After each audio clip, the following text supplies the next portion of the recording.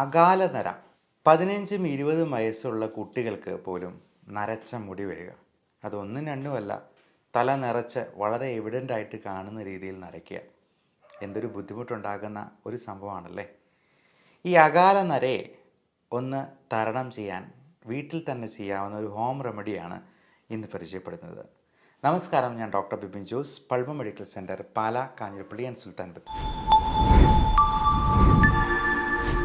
ഈ അകാല നരയ്ക്ക് പല കാരണങ്ങളുണ്ടാകും. അതെല്ലാം ആദ്യമേ നമ്മൾ റൂൾ ഔട്ട് ചെയ്യേണ്ടതുണ്ട്. തൈറോയിഡിൻ്റെ പ്രശ്നങ്ങളോ മറ്റ് വൈറ്റമിൻ ഡെഫിഷ്യൻസീസോ, vitamin D3, vitamin B12, B കോംപ്ലക്സിലുള്ള ഏറ്റവും പ്രധാനം B7 അല്ലെങ്കിൽ ബയോട്ടിൻ കണ്ടൻ്റുള്ള വൈറ്റമിൻസ് നമ്മൾ ചിലപ്പോൾ സപ്ലിമെൻറ്റ് ചെയ്യേണ്ടതായിട്ട് വരും. അപ്പോൾ B7 എന്ന് പറയുന്ന ബയോട്ടിൻ കണ്ടൻ്റുള്ള ഗുളികകൾ കഴിക്കുമ്പോൾ മലത്തിൽ പോലും ആ കറുപ്പ് നിറം കാണാം. അതുകൊണ്ട് ആരും പേടിക്കേണ്ട.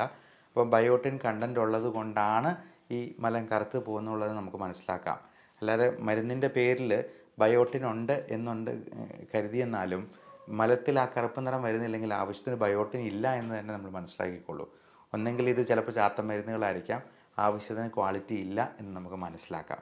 അപ്പം നമുക്ക് ചെയ്യാവുന്ന ഈ ഹോം റെമഡിയിൽ നമുക്ക് ചേർക്കേണ്ട പ്രധാനപ്പെട്ട ചേരുവകൾ: ഒന്ന് വെർജിൻ കോക്കനട്ട് ഓയിലാണ്, 2 ഉലുവയാണ്. അപ്പോൾ ഈ ഉലുവയിൽ പലതരത്തിലുള്ള സപ്ലിമെൻറ്റ്സ്, നിക്കോട്ടിനിക് ആസിഡ് പോലുള്ള നിയാസിൻ അല്ലെങ്കിൽ നിക്കോട്ടിനിക് ആസിഡ്, ഇതെല്ലാം ബി കോംപ്ലക്സ് വൈറ്റമിൻസിൽ പെടുന്നതാണ്. ലെസിത്തിൻ എന്ന് പറയുന്ന കമ്പോണൻ്റ് ഉണ്ട്.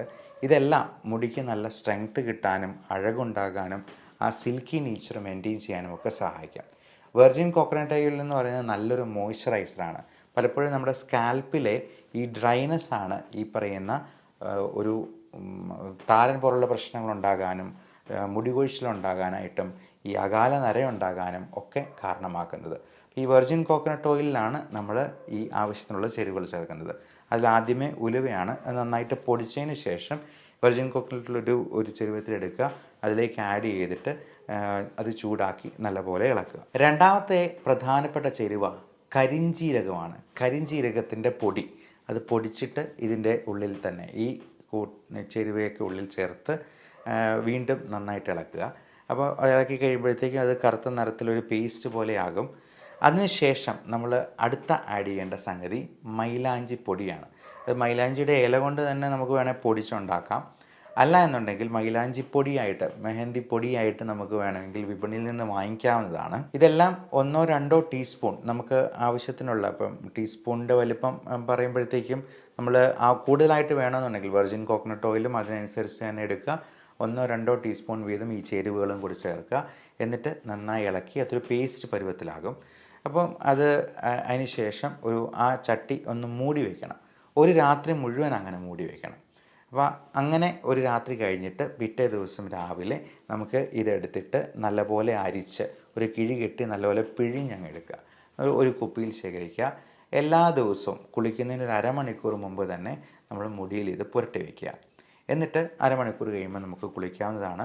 ഒരു 15 ദിവസത്തേക്ക് ഇത് ചെയ്ത് നോക്കുക. അപ്പോൾ ഒരു 15 ദിവസത്തിന് ശേഷം എങ്ങനെയുണ്ട് റിസൾട്ട് എന്നുള്ളത് നിങ്ങൾ ഈ വീഡിയോയുടെ അടിയിൽ തന്നെ കമൻ്റായിട്ട് രേഖപ്പെടുത്തുക.